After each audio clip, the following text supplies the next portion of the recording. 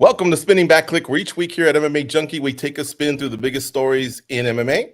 I'm your host, Gorgeous George, and with me as always, some of the sharpest MMA minds in the biz. This week, joining me, Danny Segura, the host of Hablemos MMA, a brilliant Spanish-speaking podcast about mixed martial arts. Check it out, mi latinos, por favor. Farah Hanoun is back, our international superstar MMA reporter. She's headed for London to cover UFC 286 for us. And of course, goes from MMA Junkie Radio. That show drops Mondays and Thursdays over at MMA Junkie or your favorite platform to grab podcasts. Cold coffees on the ones and twos. Let's get to it. This past Saturday, Merab Dvalishvili put on a clinic as he defeated Petr Yan in the main event at UFC Fight Night 221. The Georgian pitched a shutout, 50-45s across the board on all scorecards over the former champ. What kind of a statement did Dvalishvili make with this dominant performance? Danny, we come to you for the first take. He's clearly, the guy to fight for the title right now. I mean, you talk about an 8-fight winning streak over very, very solid names. He had defeated Jose Aldo, but that performance was a little bit lackluster. So, he had it in terms of statistics, in terms of everything that you want to see on paper, he had it there. But as far as the performance itself, the feeling, the energy, these intangibles that don't really, they didn't really match. But now after this performance, I mean, you're talking about Petr Yan, a former title challenger, a former champion, and somebody that not so long ago, fought for the belt. And there's an argument to be made that he should have been champion. That's how close the fight was with Aljamain Sterling. So now he just completely shuts down Petr Yan in a fight that was just a ridiculous pace. And he just proved to be the real deal. And then I was just kind of savoring at the idea after the fight. Imagine what a fight between Aljamain Sterling and Petr Yan would be. Heck, I would just even pay money just to watch a training session between the two. I mean, it's just hard to imagine what a fight would look like. Obviously, we're probably just going to stay wondering because they're very good friends. So, maybe he's not going to get the title shot. I don't know. But certainly Petr Yan, Merab Dvalishvili is a top dog. Clearly the number one contender, deserving of a title shot. And his career is going to get real interesting to see where it goes from here because he's at the top. Hang on a second, Danny. Were you so blown away that you're saying that if Cejudo were to fall off, I'm not trying to jinx the guy, but if he were to fall off, you're saying he's a more proper number one than even Sean O'Malley? He leapfrogged over Sean O'Malley? Oh, yeah. I mean, look at what Sean O'Malley did against Petr Yan. It was a hell of a fight. Don't get me wrong. One of my favorite fights of last year, but it was a close fight. A lot of people, again, thinking that Petr Yan won that fight. But Merab completely shut him down to a 50-45. I mean, it was just unbelievable. Unbelievable what I saw. The only person that maybe I would put over him, especially because we're waiting for a result, will be Chito Vera. He'd be 5-0, I believe, if he beats Corey Sandhagen. Plus, he's been looking like a complete killer out there. But, I mean, outside of that, yeah. Merab Dvalishvili is the guy, and you can't look at that performance and not think this guy has what it takes to defeat Aljamain Sterling. And all respect to Aljamain, but damn, Merab looked good. Yeah. All right, goes. Danny was blown away. How about you? Same, man. Masterclass performance from that guy. And, like Danny was saying, and George, like he brought up, it's very rare that you can go back and look at two back-to-back performances like that, right? You look at what Sean O'Malley did with Petr Yan, and then you see what Merab Dvalishvili did, way different, right? One was a very, very close fight that a lot of people had going the other way. And then the other one was absolute domination. If you look at what Merab was able to do in this fight, don't forget, guys, I know this division's filled with killers, but Yan was a favorable favorite in this one, okay? Dvalishvili came in and he stuck to his wrestling. He did it early on. And that opened up his striking. His striking looked pretty good, but it's not like all of a sudden his striking got that much better. It was the wrestling that really opened it up. Yan did not want to be put on his back repeatedly, and it kept happening over and over. It was a fun fight. Dvalishvili made it interesting going into the fight, right, with all the antics and all, and getting in each other's faces. Yan's no joke, man. That is a very, very good win for him. So Merab Dvalishvili, yeah, now he's kind of in that situation where we don't really know what to do with him. But I know this, I'm down to watch him fight. When I see him pop up on a card, I'm down to watch it. And a lot of people don't say that about wrestlers, right? You look at everything that Dana White wants out of a fighter, he hits all of the check marks except for one. He doesn't want to fight the champion. That may end up hurting him. Yeah. All right, Father Hanoun, let's see what you have to think. What you have to say about this. I guess the guys are pointing out good stuff when you measure up what others have done against Yan recently. Yeah, I mean, maybe that's even more reason to be wowed. Yeah, I mean, 49 takedown attempts. I mean, what on earth? It's insane. UFC record. I think he landed, I don't know how many, he didn't land such a high percentage, but the fact that he kept going after him the entire fight speaks to his cardio, his incredible cardio over 5 rounds. That's what you want to see in a guy who wants to fight for a belt. He may just want to fight Aljamain Sterling, but a guy who's ready to challenge for the belt is a guy that can go 5 hard rounds and show a relentless pace. And Merab showed that he's championship material, that he's ready for a title shot. Now, of course, he doesn't want to fight Aljamain Sterling. I respect that. I know Dana wasn't too big of a fan of that. But Aljamain Sterling, remember, he said, probably one more fight and I'll move up to featherweight. He said, I don't see bantamweight having too much left for me. We do have Sean O'Malley. He mentioned that, he sees Sean O'Malley as a big money fight. Understandably so. He's kind of waiting in the wings as the number 1 contender. So if he can get past Henry Cejudo and then fight Sean O'Malley, I expect Aljamain Sterling to move up to featherweight, like he said, and he wants to kind of pass the torch to Merab. So where does that leave Merab? I'd say probably one more fight he could take a bit of a break, then take one more fight, and then wait for his opportunity as a title shot. Now, I see people in the comment section. I know Usman Nurmagomedov called him out. That would be a great fight because you'd see the grappling being put to test, but I think that's a little risky for Merab, especially if Aljamain is talking about moving up a division. I would suspect that Merab would want maybe like a Dominic Cruz, somebody, a big name he could add to his legacy.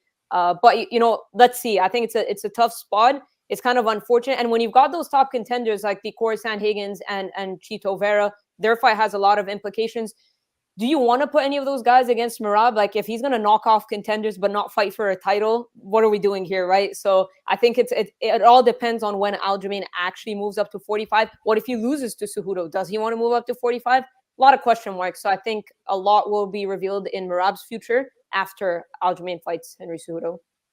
All right, so let's go back around the infield. I want to pitch you guys this. You guys brought up some excellent points. Aljo has the option to go to featherweight at some point. He's talked about it. I think Merab's even teased flyweight, 125. Although I haven't heard that much lately. I brought up O'Malley. There's a killer in Marlon Vera awaiting us. Cejudo could win, and if it's a classic, does Aljo want to run it back immediately? You know how it goes. So is Dana White jumping the gun on the talk of Sterling versus Dvalishvili, the Serra Longo besties? Like, is he putting too much pressure, too much early pressure? Back to you, Danny. No, I think Dana White on this one, he's right. Maybe the tone, because certainly you got to respect Merab for not wanting to fight Aljamain Sterling. There's loyalty, friendship involved, and he's putting that over a championship belt, over money, over fame, over a lot of things that would be beneficial to his life. So I very much respect that. But Dana does have a point. This is the Ultimate Fighting Championship. There's that championship word at the end. This is not the Ultimate Contender. And if you're just going to linger around the top and just knock off contenders because, again, he has a contract, UFC's contracted to give him or offer him 3 fights in a year, they're going to have to give him good names because he's a good name, a known name. I mean, he was just in the main event of a UFC event. And if his duty is just going to be to knock off contenders, this is not good business for the UFC, because ultimately the matchmakers have a job, and that's to find a rightful contender for the champion. And if the number 1 contender or the top contender doesn't want to fight the champion, but at the same time he's beating everybody else, then what do? It's certainly a big issue for the UFC in the bantamweight division, which is completely just ridiculous right now. So I would personally love to see Aljamain Sterling kind of, open the way and move up to 145. I think it would be beneficial to his health. Obviously, he does have an upcoming title fight, but something's got to be done. Or they maybe agree to fight, but something does have to be done, because he can't just, well, I guess he could, but it wouldn't be healthy for the division if he just stays a top contender knocking off other contenders. Mm-hmm. Goes, we've heard this many times. I go back to Fitch, Koscheck, and Swick. There was pressure for them to fight each other. They wouldn't do it. Now you got Swick in Thailand, Koscheck's racing go-karts or something like that. Fitch has got a podcast going. I'm not even sure they're still friends. Like at that moment, you are kind of brothers that sweat, bleed, and cry together, but then you kind of go off in your own way. So I see Dana's point in that, like, it's a business, guys, and if your friendship's that strong, it'll survive. But Dana's the promoter and he's putting pressure. But how do you unpack this one? I think they both kind of made a mistake in the sense that they jumped the gun. I think this is a lesson that a lot of other camps, a lot of fighters can learn from. When this question gets asked for the very first time, I think you get together, whoever your partner is. In this case, it's Aljamain Sterling, and you guys just kind of have that token line, like, we'll cross that bridge when we come to it, and leave it at that.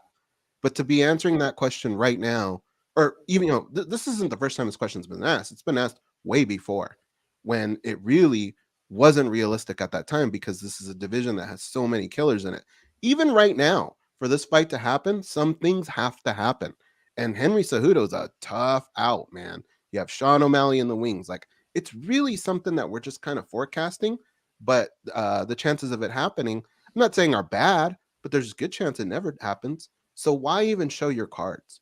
I would just say that, we'll cross the bridge when we get to it. And I think other fighters should do that, rather than have your boss pissed off at you and treat you this way. And now you're in the doghouse. And you know what?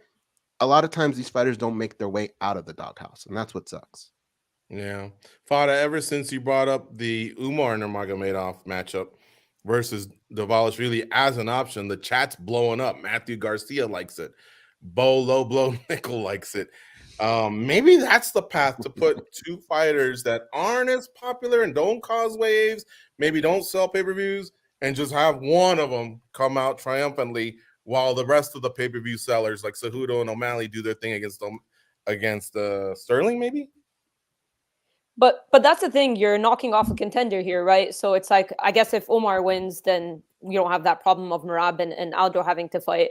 But if Merab wins, it's like he's putting a halt to an undefeated, highly touted prospect, a guy that a lot of people are looking at as a future champion. Now, I like the fight. I think it's a fight that I'd want to see. I think Merab has more to lose in that fight, and it's a good opportunity for Omar to kind of propel himself into title contention. So I don't know if Merab would even want that fight.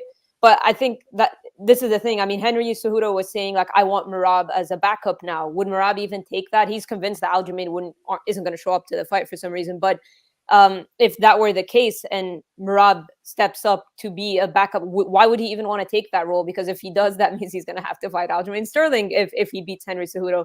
So it's kind of it's a weird kind of spot that Merab is in. But again, like we said, we're jumping the gun because we've seen this scenario recently as well, Bellator, with Stotts and Sergio Pettis. I mean, I know I don't think they train in the same place anymore. I think Stotts been with Ryan Hall, Extreme Couture, doing a bit of other stuff, but that was a scenario that they talked about. And they said, if it's for the championship, we're going to do it. So everybody's got a different kind of perspective when it comes to the whole teammate thing.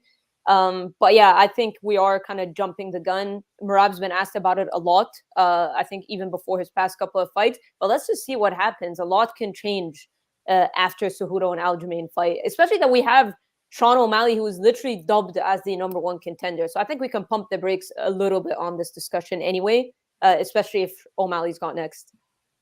Maybe you should go try and climb Mount Everest or see if you can swim the English Channel without taking a breath. I mean, that guy's incredible. It's the amazing. cardio that he has. Huh? It's amazing. Like, you know what he should do? If he wants to kind of tie up some time, go to the XFL. You'll get more tackles than some of those guys. Have you seen those games? There was 49 attempts, guys. He wouldn't stop. He wouldn't stop coming at him. I mean, Petr Yan must have thought he was just drowning, and the next wave kept coming. Yeah. And he couldn't, no lifeguard in sight. All right, let's move on.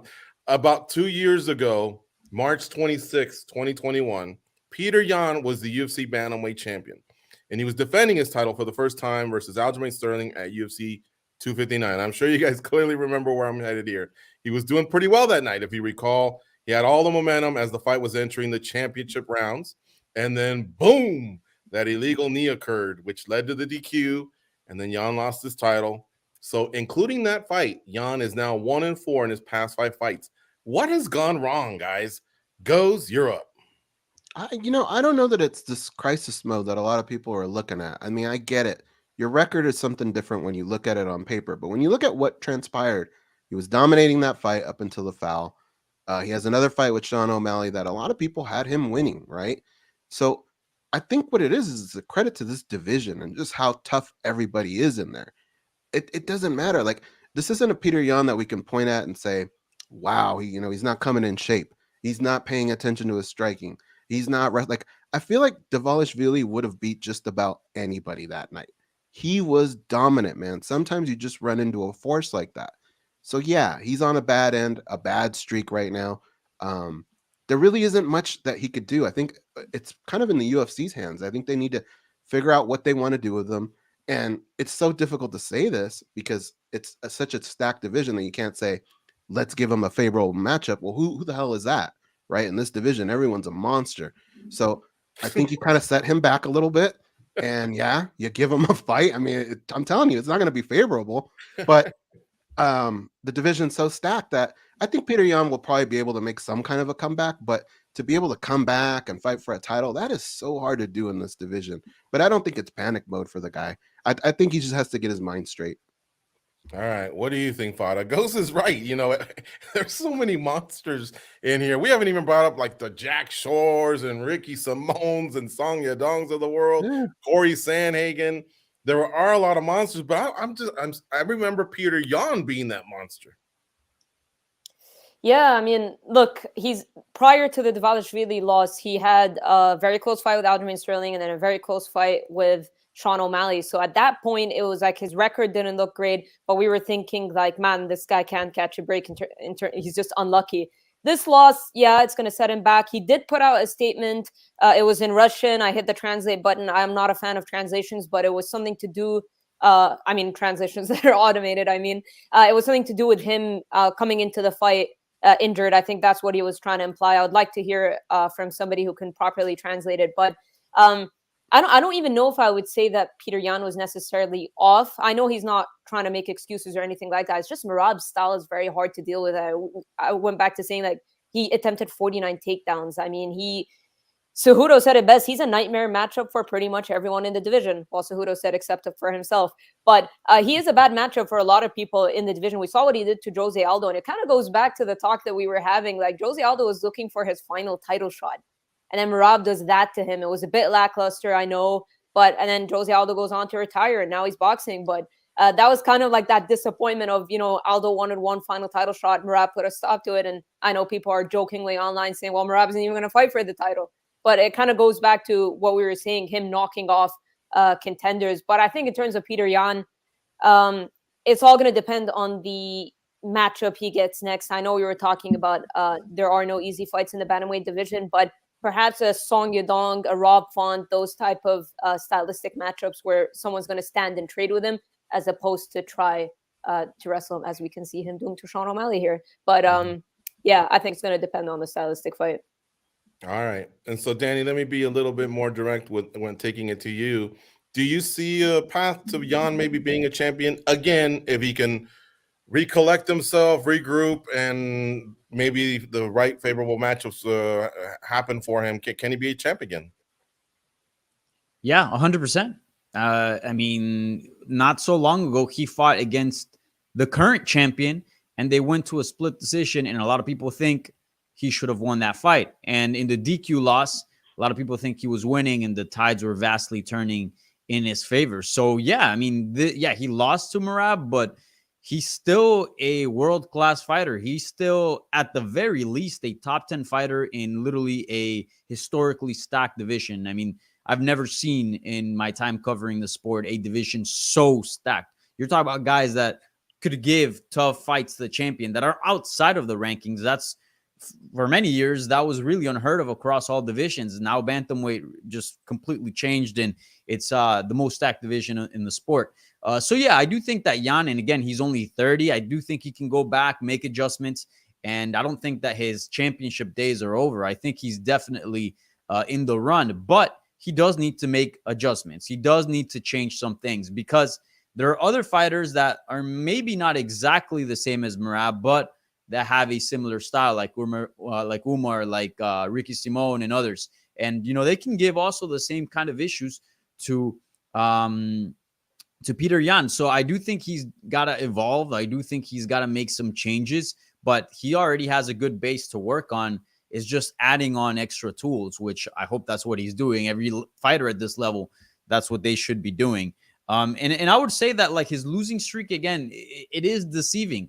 I would say that this fight against Merab is the first time I actually felt like he lost. He fought Sterling the first time around. Yeah, DQ lost, but you didn't really left with a feeling that, yo, this guy is the loser. This guy lost the bout. Same thing with the rematch. Same thing with the fight with Sean O'Malley. His stock always kind of stayed high despite those losses because they weren't really like losses. You know, either guy could have won in those scenarios. But this time was the first time we actually saw Petr Yan lose in the UFC, or at least that's how I felt personally. So I think this should be a big wake-up call. Like, hey, the division is super good right now. It's super stacked. And, you know, I need to do some changes, some major changes, because clearly he's a top level guy, but he's just missing a bit more to be champion.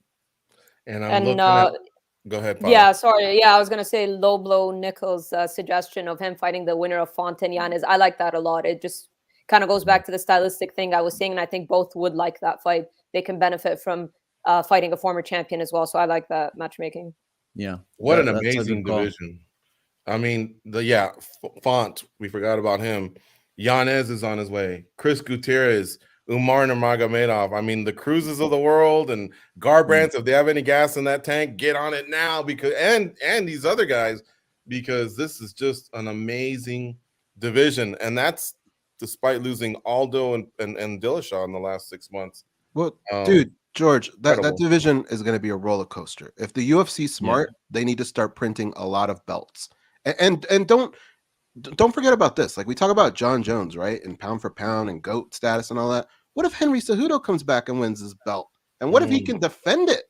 Have title defenses? Like, dude, I'm telling you, it's going to be so difficult to hold your position in this division. It's out of its mind.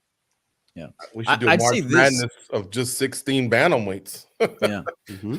I'd say this. One, I want to point out the excellent point that Farah made when talking about the Aldo. I mean, a title fight with Aldo, we know that he's famous. We know that he's a named fighter. And we just saw how Merab beat him. And then, you know, it spoiled those plans of him fighting for a belt again in a big fight. And yet again, that's okay. Okay, let the best man win. But if that leads to a title shot, in this case, it doesn't. So clearly Merab is an issue.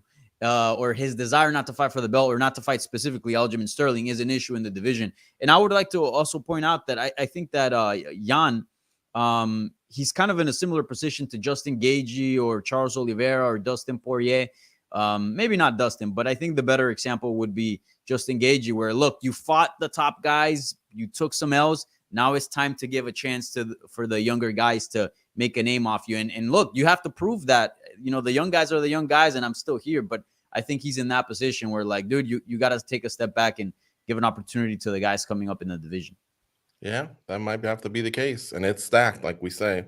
JD Realty YT in the chat says, guys, Yan has been overrated for a long time. People forget Yan versus Aldo. See, I would disagree with that, man. When you actually had a lead against the current champ, but if not for a disqualification, I mean, obviously Sterling could have mounted a comeback. We don't know, but all momentum pointed towards Yan.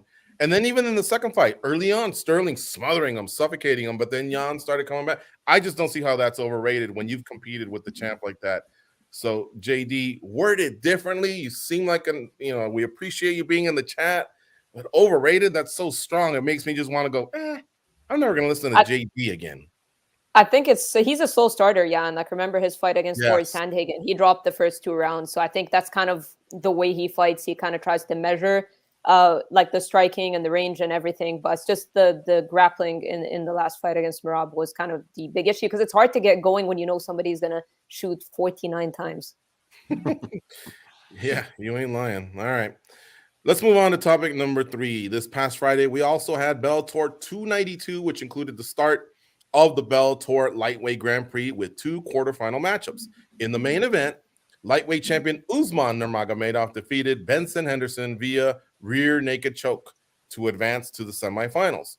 If there was any questions about his stand-up, Just prior to that submission, the 24-year-old champion delivered a beautiful question mark kick to Bendo's dome. This was also a title defense for Nurmi, and the undefeated champion has been getting praise from MMA fans and the media about being one of the best lightweights on the planet.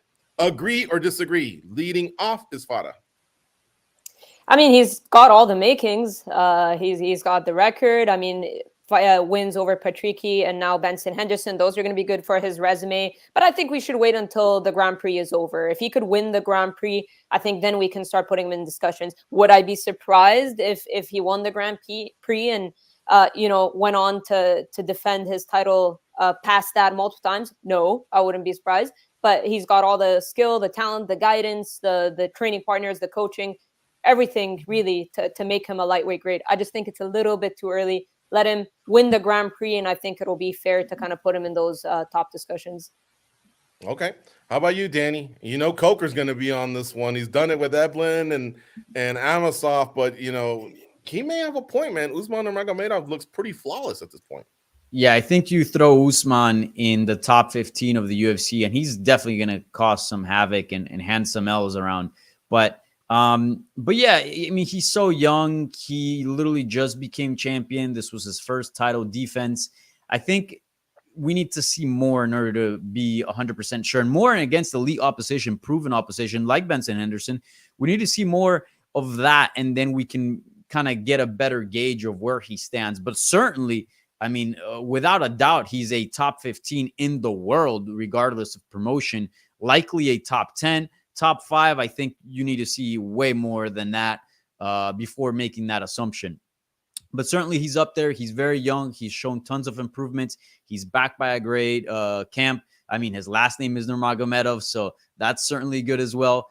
Give him a couple years, and then we'll reassess. But certainly a world-class talent. You can't look at that performance and not think that he's not one of the best fighters in the world right now. Goes ahora tú.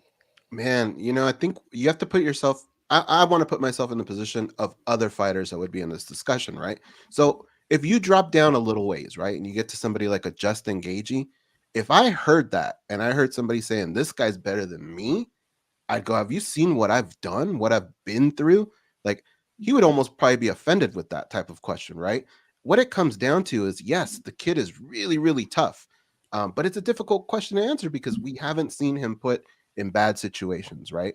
That we can look at a Michael Chandler and say, we know how he'll react in this situation. We know how Dustin Poirier will react in this situation. So it's really difficult to answer that question. Now, this kid has the makings of being something great. And I agree with Danny, somewhere probably in that top 10. And I know that almost seems like a slight, but when you think about the careers of the guys that are ahead of him, that's just the nature of the game, man. That's what you have when you look at one of the most popular divisions throughout the history of mixed martial arts. So, you got a guy like Benson Henderson, and yes, he was on his way out. I get that. But he did exactly what he was supposed to do, right? So if you take a top-level team in any other sport, and then you put Benson Henderson in that category of what the other team would be like, they do what they're supposed to do. That's what Nurmagomedov did in that situation. He couldn't have done any better. So now you just bring the next test on, and you see how he does there. This Grand Prix is probably a very, very, very good gauge to see where he's at. But even at the end of that, it's still kind of difficult to say he's the number one or what without him testing himself against some higher opposition. But he's definitely on his way. Bellator's got quite a few of these types of fighters, so they're making things interesting for the world right now. Well, he's 17-0 with 14 finishes, 8 KOs, 6 submissions, so a pretty balanced attack. He grappled his way to the title. He knocked down Henderson and then submitted him. He looks slick, but yeah, you guys are right. He doesn't have the skins on the wall, and it is one of the weaker divisions for Bellator, so maybe it's too early to jump the gun. Pro Fights Info in the chat says, I'm rooting for an Usman McKee final. Was kidding, no? I mean, we all are. That would be pretty legit. But shout out to Shabali. He looked good as well. He advanced in the other quarterfinal matchup. So we have 2 semifinalists already. More fights yet to come there. Hey, let me sneak in a quick one here to the panel. Raise your hand if you want to answer. If not, we'll move on. But Eblin's undefeated. Amosov's undefeated. Nurmagomedov's undefeated. So we've kind of been asking this. We've been throwing this to the audience, to the panels. Do any of these have a rightful claim to being the number one in their respective weight class. So that includes UFC, PFL, One Championship, all these organizations. Is there one that you would favor, in terms of saying, yeah, you can kind of claim that kid? Anybody? I'd say Johnny Eblin. I'd want to ride with his skill set against who's at the top in the UFC in that division. I think he's got a very good chance there. All right. Okay. Danny, it looks like you're thinking it. Amasov is what, 32 or 33? I know. He's up there. I think he's more like 27-0. Okay, yeah. I mean, that's a crazy record. I like Amasov as well. I mean, he's against Edwards, he would do good, huh? Yeah, I think he would do really well against Edwards, and even against some of the other like grappling based fighters, like an Usman. I think he's pretty good. I think he's up there for sure. See, Fada, you got connections. WhatsApp Habib right now and ask him, hey, who gets the best of who between Makhachev and Usman or Nurmagomedov, and see if by the end of the show he can tell us. That one would be a tough one there. Yeah. But well, that's the thing, because I think for right now the Bellator champions all have a really strong grappling base. So I think that's why. I know when you look at the current UFC champions being Leon Edwards and Alex Pereira, that is why those discussions have started, and that's why those guys are making those statements with so much confidence. It's obviously they're a very strong grappling base. Yeah. All right. Let's move on to topic number 4. So after that loss at Bellator 292 in the main event, Benson Henderson called it a career and retired from the sport of mixed martial arts. Henderson was a former WEC and UFC champion. What was your reaction to seeing him lay down the gloves? Where do you rank him among all lightweights that have ever competed? Danny, back at you. He's definitely top 10. Maybe even a top 5, but I mean, we're talking about a division that's just completely stacked, right? BJ Penn, as far as history goes, obviously. Khabib, Conor was champ when he was lightweight king, and you just go down the line. I mean, there's just so much talent, historically speaking, that Benson has it tough. I think it doesn't help Frankie Edgar. I know he beat Frankie Edgar, but I think it doesn't help that a lot of his title defenses were a bit controversial. A lot of them were close calls. But I mean, he did defend the belt multiple times over in the UFC. He was a WEC champion. I think it would have been super nice if he would have been able to add that Bellator title to his resume, but that didn't, unfortunately for him, come true. So I definitely say top 10. I'm confident in saying that he's a top 10 all-time great at lightweight. Top 5, that one I would have to think it a bit more detailed and start comparing resumes. But I think we can say he's a top 10 for sure. All right. I was happy when I heard you say leaning towards maybe a top 5. All respect to Conor, but he didn't have a title defense, neither at Cage Warriors nor the UFC. Hell of a pay-per-view draw. And then he did have 2 wins over Frankie Edgar, who had 2 wins over BJ Penn. That one's a tough one, guys. It really is. How about you guys? Where do you land on this one? Man, it's a difficult situation because whenever a fighter's kind of in their downfall and they're leaving, it's hard to, I mean, it's easy to forget what they accomplished early on in their career and what Benson Henderson did over different generations of fighters, right? Coming from the WEC, you got to remember, the WEC was an influx of talent in the UFC, right? Those guys came over and made a difference. A lot of them did. And Benson Henderson was kind of at the head of all that, the forefront of all that. He held a title with the WEC and the UFC, and he had killer after killer coming after him. And it was one of those weird situations where you get a guy like a Gilbert Melendez, who was a champ over at Strikeforce, and come over. And yeah, that was a close fight, but at the end of the day, he did get the W. He was a pioneer for that calf kick, right? I mean, how many people started doing that after Benson Henderson was nailing people with that for a very, very long time? So if you look at all the skins on his wall, there are a lot of Hall of Famers on there. So I think it does sound like a little bit like a slight at him, but I would say probably maybe in the 8 range, 7 to 8 range.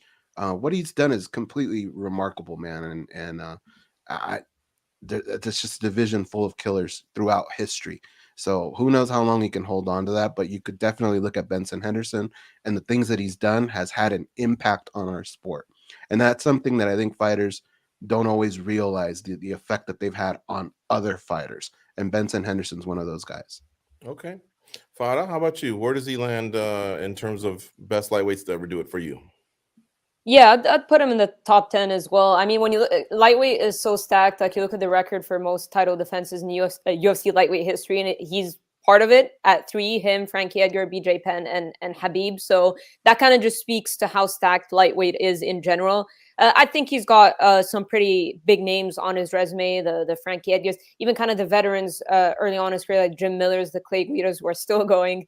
He's got Donald Cerrone there as well. He's got a lot of solid wins in his career, even moved up to welterweight. He's done a lot, and I think he was kind of one of the pioneers coming from WEC that helped build the lighter weight division. So I think he's definitely up there. Former WEC, former UFC champion.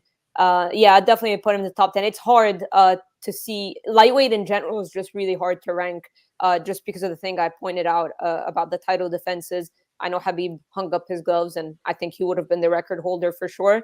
But you know, he's definitely had a pretty good career, and we can definitely, you know, consider just where exactly. I don't know. It's tough to. But yeah, like what Go said, maybe 8, 7 around that spot. All right. Well, you guys put it very eloquently. And yes, he did have major win. I counted. He had 6 wins over major belt holders, like a Clay Guida who held the WEC title, or a Gilbert Melendez who held the Strikeforce title, or Frankie Edgar. And then he had the 3 title defenses, which ties him for the most in the UFC. You're right. Habib probably would have broken that if he would have stuck around. He kind of retired early, but they're tied. He also had 1 title defense of his WEC title. So I have him at around the 4 or 5 range, probably 5, but somewhere in there. I think he makes my top 5. Goes? You left one out. He's undefeated with a toothpick in his mouth too. That's right. The only fighter to ever do that. That's how badass that guy was. He fought with a toothpick in his mouth, you guys. The whole fight, man, that was amazing when he did that. I agree. All right. Well, good stuff. He retired this past weekend, and we wish him the best. He wants to open the door for his wife to now succeed in mixed martial arts. Some quick ones here that I want to follow up with you guys. I want to give a shout out to Rafael Asuncao. He also laid down the gloves. That's 2 WEC OGs that we lost. I got my gloves somewhere here. Here we go. Look at this. WEC, man, never die. Just like Pride. Kind of sad to see those 2 guys go. And I could do a whole topic on, I did not like the way the Asuncao fight ended, but you know, that's the most we can do for now. I did want to ask you guys, though, this one's out of nowhere, maybe. Who's in your Mount Rushmore of WEC athletes? I need 4 big names that did it for you in the WEC. Anybody want to take a stab on it? Anybody ever given that one some thought? I think it's got to be Aldo Jose, for sure, right? Okay. Uriah Faber's got to be in there. Yep. DJ, probably, right? I mean, a lot of DJ's greatness was maybe UFC. Yeah, UFC. Yeah. When you say Mount Rushmore, are we just talking about like the faces, or you know, like a mix between like WEC, promotion and stuff, or just the very best? When you think WEC, you think them, but a lot of that comes from their greatness. You know, you'd have to say Anthony Faber, Pettis. Aldo for sure. Dominic Cruz. Yeah. Pettis, maybe the Showtime kick, or was that not enough? I think that's your 4, man. Aldo, I like the Faber, and yeah, I don't know. We'll have to revisit it. Cowboy Cerrone is a name that we hear a lot, right? Yeah. I don't know, but he really made a big splash. I think bigger in the UFC than WEC. Yeah. I mean, well, he did challenge for a belt, right? Like in WEC. Yeah.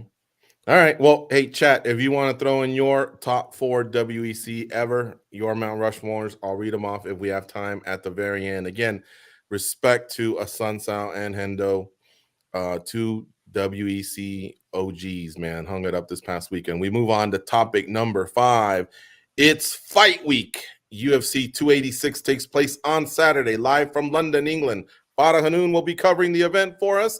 Goes and I will be doing a watch along, 9 a.m. Pacific, noon Eastern. They start early because we're adjusting to the time difference between London and stateside. So it's a different start time. Mark that. The main card starts at 11 a.m. Pacific, 2 p.m. Eastern.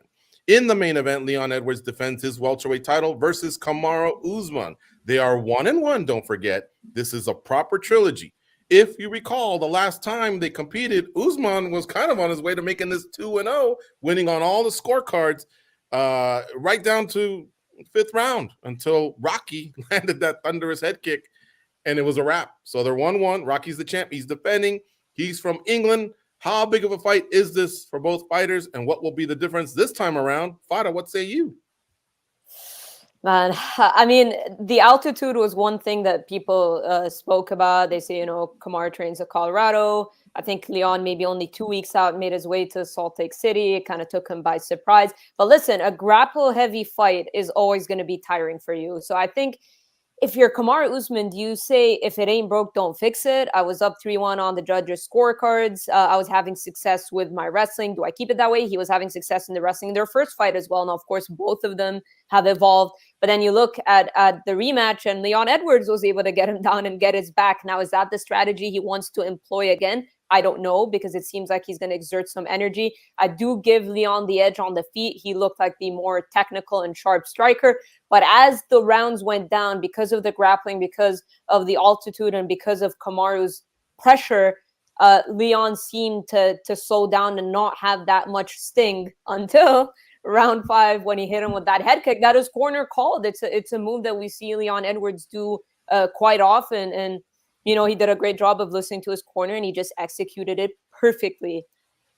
What are the adjustments is kind of the big question at both guys. Again, I mentioned, does Kamaru Usman change much? He was having success in the grappling. And if you're Leon Edwards, Kamaru is going to come out there and try to grapple you because he's had so much success in the past 2 fights against you. So I think strategy, the whole altitude thing, and then, of course, it taking place in London, England, UK being Leon's home country, and he trains out of Birmingham.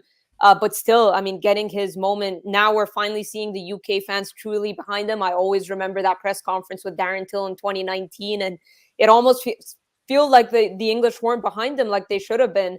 And his confidence, that's another important thing. He seems convinced that Kamaru is affected mentally, coming off of a knockout loss like that. So many question marks. It's almost hard. Like, I can make an assumption, but I think there are just so many questions to be answered in this fight. Kamaru's been a bit off the grid. He had that hand injury, hasn't been doing much media.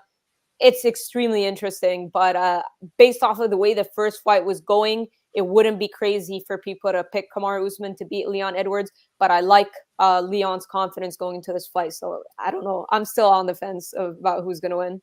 Yeah, I can't wait. And I'm getting goosebumps just looking at that B-roll. Shout out to Cold Coffee, just nailing certain points there. You can see, I still remember back in August when it took place, Rocky Edwards, how psyched he was. You could see Joe Rogan, he's smiling. It was pretty historic, guys, because Usman was really, really going down the path of like being on a Mount Rushmore of all-time fighters, everything that he had done. And then Usman just nails that kick when his back was to the wall. All right, Goes, how about you, man?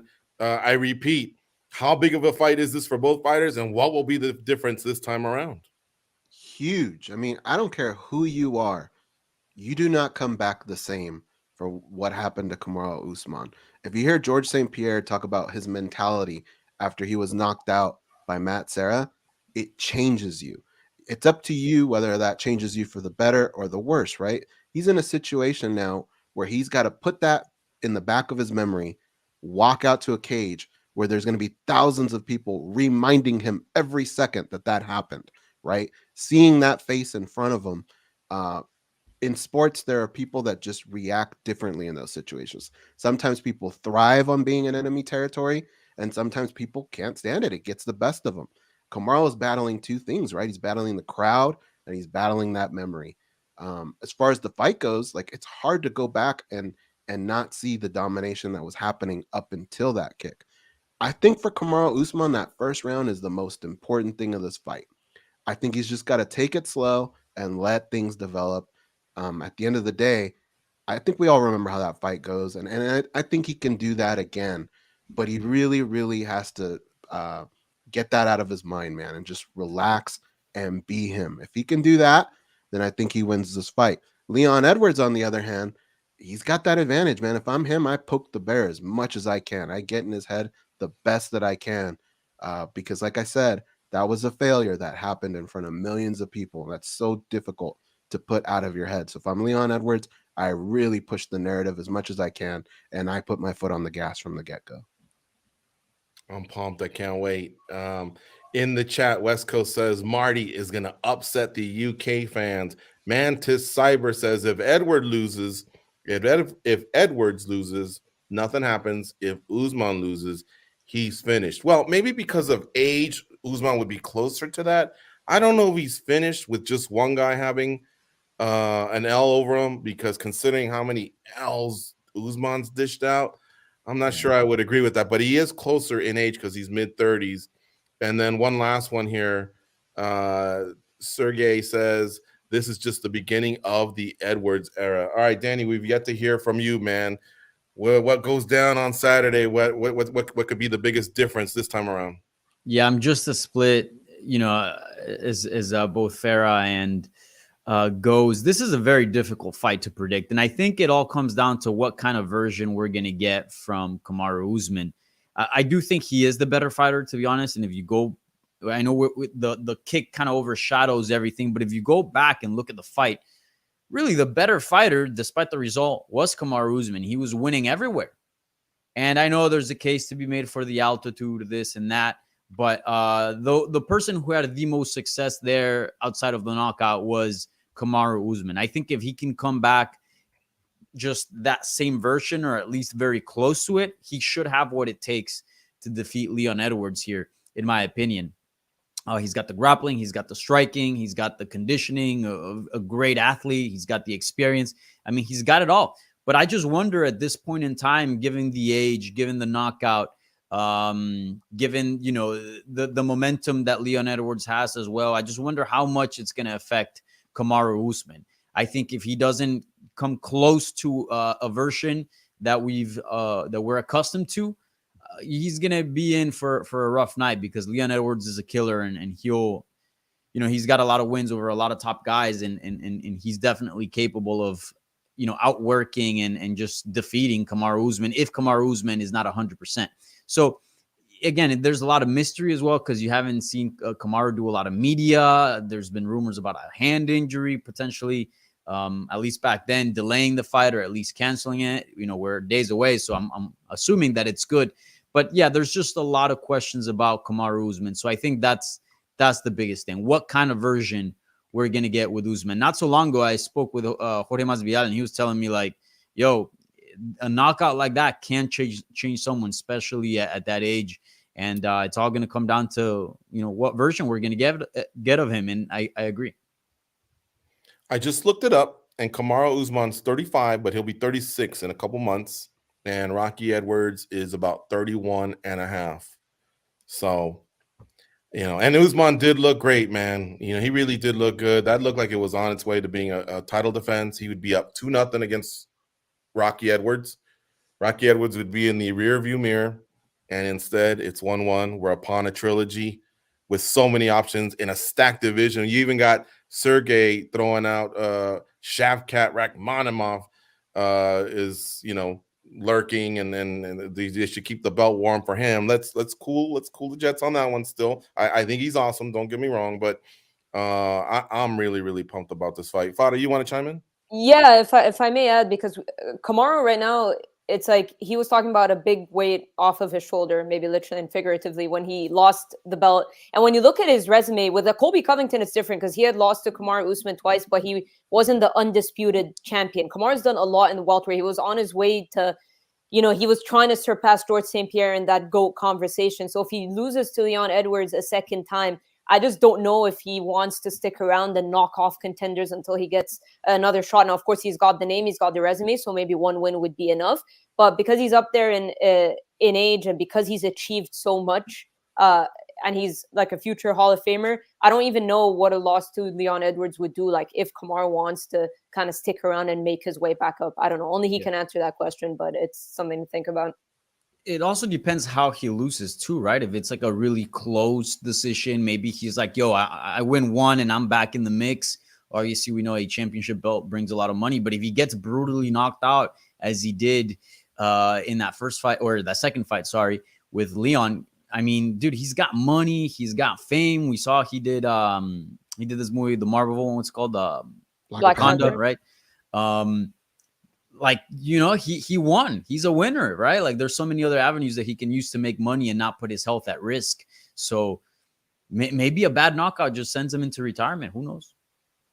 I love this show, guys. Great points. And when Fada brought up Colby, I was thinking this whole time about Merab's cardio.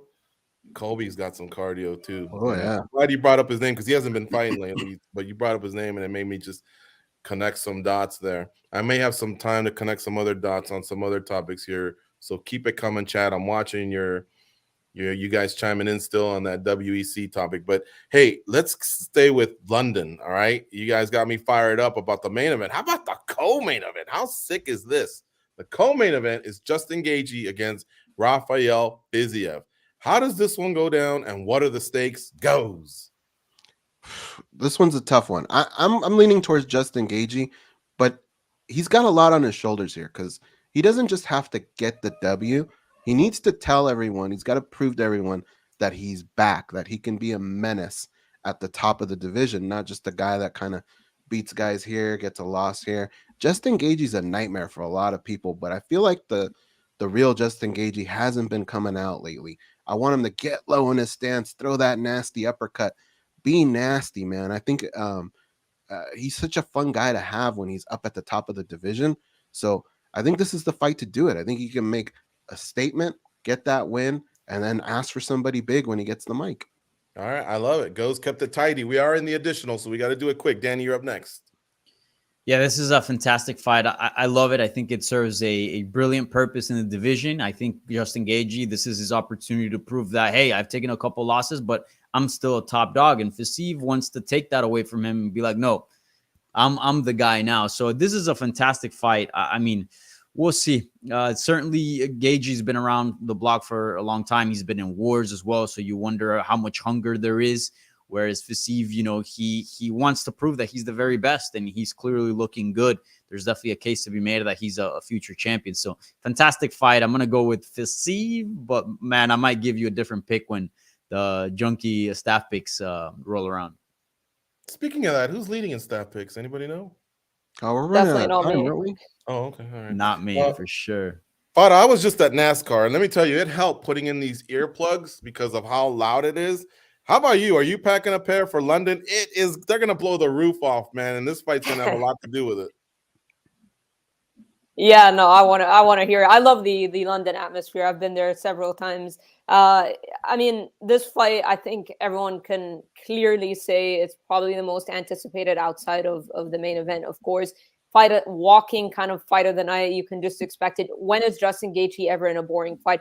But the question is, Justin Gaethje has elite level wrestling. Will he use it? Let me take a guess. Probably not. But I mean, that's just the way Justin Gaethje fights. It seems like we're having a similar conversation with Michael Chandler every single time, but these guys just go out there and throw bombs and exchange. This fight, I mean, Rafael Fiziev has a lot of momentum behind him. He's a very confident guy, and he's a very tough guy to deal with on the feet. I don't know. It's going to be interesting. But I would like to see Justin Gaethje use his wrestling. I think this is a fight because I see this as kind of a must-win for Justin Gaethje.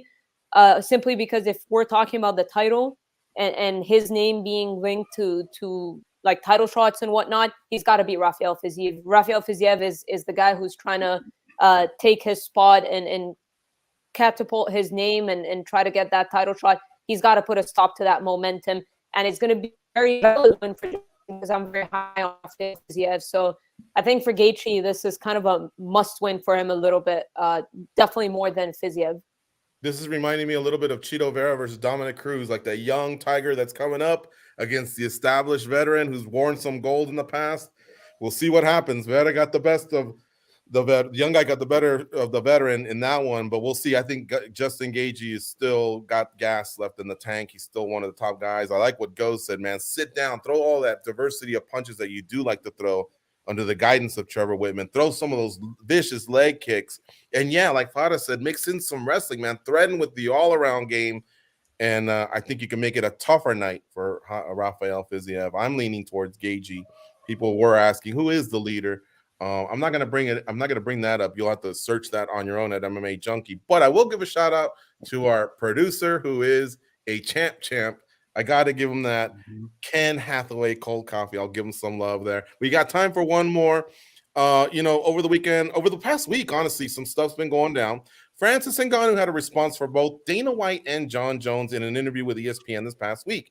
In response to White saying, quote, he'll never be in the UFC again, Ngannou simply said, quote, I don't care what Dana White says, and, end quote, and that it was his call, not the UFC president's, to leave in the first place. Then in response to Jones saying Ngannou ducked him, he also said something else.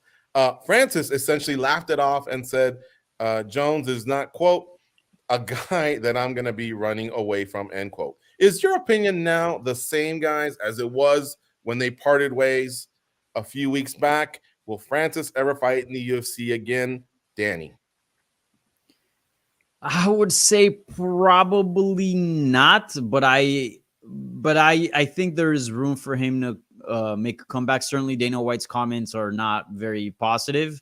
It kind of shuts the door down a little bit, but doesn't close it completely. Dana White did say that women would never compete in the UFC, did say the UFC was not on sale, did say John Jones would never fight in Las Vegas, and those things, came true. He's also said some things that, were completely on point, right? Like Paul Daly's never going to fight in the UFC. And he, for a long time, he was one of the most exciting, best knockout artists outside of the UFC. And yeah, they never brought him back. Ngannou's different. He did leave as champion. He is a huge name. The John Jones fight would be easily the biggest fight you can make in 2023. So I don't know. I think the UFC at some point would maybe let the dust settle a little bit. Maybe emotions are running high, and then in the future, if that door's still open, they could revisit it. I mean, it's a big money fight. So I would say, I would say no, but I wouldn't be shocked if Ngannou wears UFC gloves again. Goes? I think he comes back. I mean, money rules all, man. Yeah. And that's the thing about the UFC is they're not in the business of losing money. And I think if John Jones gets a win here, and if he makes it look as easy as he did against Cyril Gane, then yeah, people are going to start to talk. But what about Francis Ngannou? You got to bring him back. I mean, look, in a couple of weeks, who are we welcoming back? Henry Cejudo. How much trash did he talk, right, when he left? We thought he'd never come back. Here he is, right? They mended those fences. So I think same thing can happen with Francis. Fado, we don't have much time. How about you? Do you think there's an eventual comeback here? I think so. And I think it's going to depend if John Jones beats Stipe Miocic. If he does, it just kind of seems like all parties involved would want to make that fight happen. So I'll keep it short. I think it all depends if John Jones beats Stipe. Awesome. All right.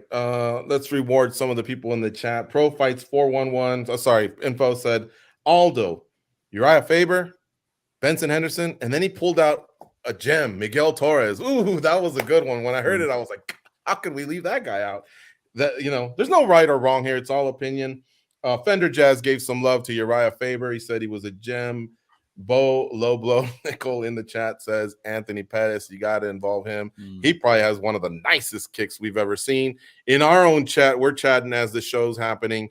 Cold Coffee threw out, let me see, no, Danny Segura threw out Chad Mendez. That's a good one as well.